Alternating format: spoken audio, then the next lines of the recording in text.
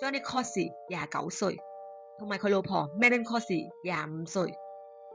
佢哋住喺一個好窮嘅市區入邊，佢哋嘅生活非常艱難，甚至乎係要出街乞錢先可以過日子。就係因為佢哋家庭環境困苦啊，所以就兒童保護機構介入，將佢哋嘅小朋友帶走。之後呢，Johnny 同 Megan 又再觸犯法律，惹官非被拘留。佢哋入獄一段時間，出監冇幾耐 ，Megan 就接到一個電話。呢個電話對佢全家人嚟講，好似係帶住一線希望。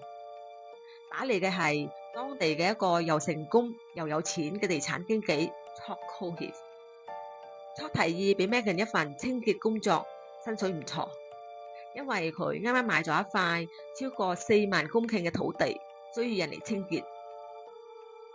所以 Johnny 同 Megan 就即刻應承咗啦。但係佢哋去咗做工3日之後，就突然之間失蹤，完全冇聯絡到，音訊全無。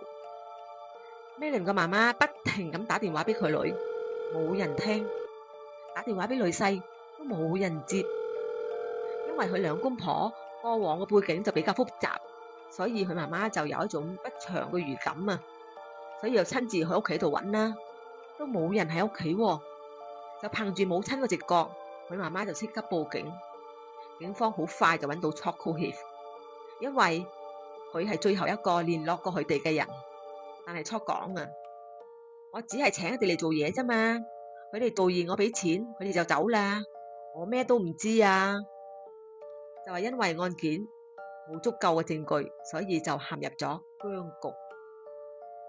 但係喺幾個月之後，有一宗悲劇又再發生。附近嘅另一對情侶 Kayla Brown 30歲，同埋佢男朋友 Charlie Carver 32歲，都係突然之間失蹤。佢哋嘅環境就比較穩定，經濟都唔錯，感情就幸福。但係都喺嗰晚之後呢，都係突然之間失去聯絡，完全冇回信息，電話都打唔通。Charlie 個爸爸同埋佢個仔感情好好㗎，所以呢，佢就覺得一定係有問題，就親自踩車去屋企度揾啦，都係冇人喺屋企喎。佢爸爸就即刻報警，開頭調查呢就冇結果，無論係朋友或者親人都唔知道佢哋去咗邊度。直到2個月之後呢，警方獲批查手提電話個定位。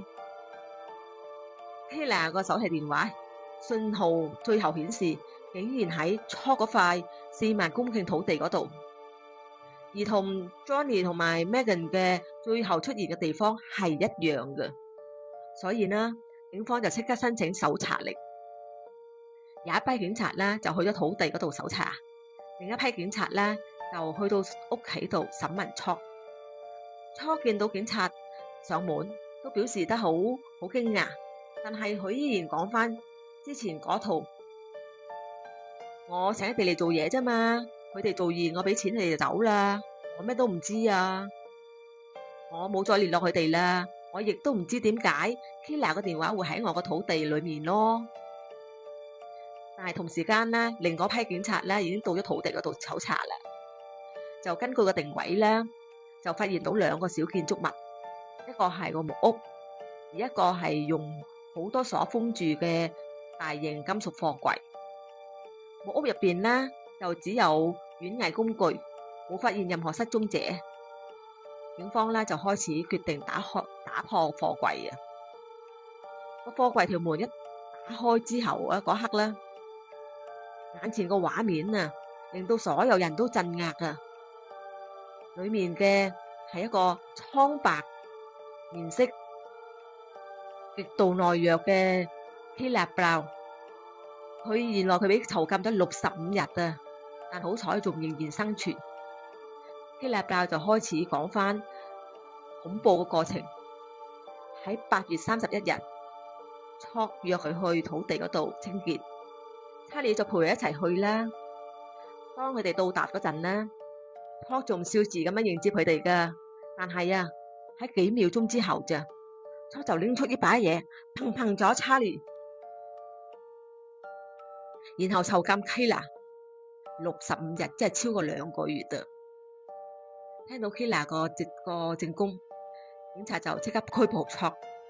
就面對大量嘅證據啊，Chok 就承認咗自己嘅罪行，亦承認咗自己碰咗 Johnny 同埋 Megan。因為為咗避免私刑，所以 Chok 就願意合作，並提供更多嘅案件啊。佢講喺2003年，佢俾人哋笑佢踩電單車技術差，佢好嬲，佢即刻返個車店度碰咗4個員工。